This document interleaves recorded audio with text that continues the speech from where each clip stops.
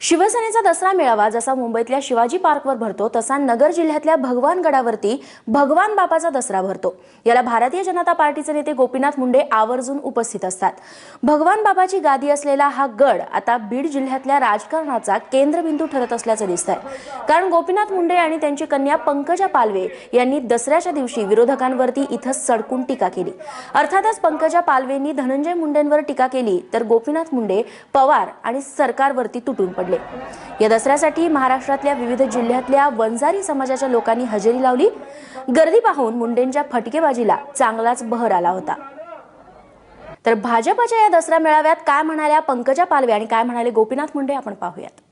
आणि अटल बिहारी वाजपेयींची एक कविता मला आठवली, छोटे मन से कोई बड़ा नहीं होता, टूटे मन से कोई खड़ा नहीं होता। म्हणजे ज्याचं मन लहान आहे तो कधीच मोठा होऊ शकत नाही आणि ज्याचं मन तुटलेलं आहे, छिन्न विछिन्न झालंय, तो कधीच आपल्या पायावर उभं राहू शकत नाही। मी भगवान बाबांना धन्यवाद देईन त्यांचे परत एकदा दर्शन घेऊन की त्यांनी माझ्या वडिलांचं मन मोठं केलं आणि तुम्हा जनता जनार्दनाचे मी हात जोडून आभार मानेन की माझ्या वडिलांना अनेक घाव झाले तरी तुम्ही त्यांचं मन छिन्न विछिन्न होऊ दिले नाही। कोणीतरी म्हणलं मुंडे साहेब भगवान बाबाची खोटी शपथ घेतात, आज इथं आले असते तर काही खरं नव्हतं। भगवान बाबाची खोटी शपथ मुंडे साहेब घेतात असं म्हणणाऱ्यांना भगवान बाबांच्या आशीर्वादाने पहिली आमदारकी मिळाली। कुणाच्या शब्दाची अशी मस्करी करण्याचा अधिकार कुणाला आहे ना? शपथ त्यासाठी खाली होती, कर्ज नाही म्हणून शपथ खाली नव्हती। बरं मी भरले पैसे, तुम्ही भरा ना।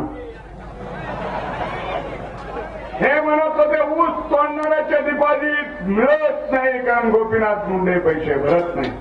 माझ्यावर केस होणार नव्हती, हे 3 डबली सरकार माझ्यावर केसही करू शकत नाही। ये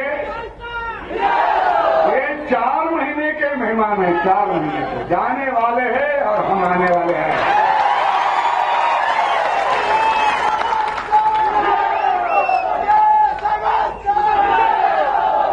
केस करू शकत नव्हतं कारण माझं बाकीच नव्हती माझ्याकडं थकबाकी। डिसेंबरमध्ये माझ्या पैशाची बाकी होती, मी आधीच भरून टाकले। मी 25 आणि 28 कोटी रुपये भरले, लोकांना मिळाले। आता ह्यांच्यावर 100 कोटी बाकी भराना। तुमच्या जवळ नसले तर बारामतीहून आणा ना।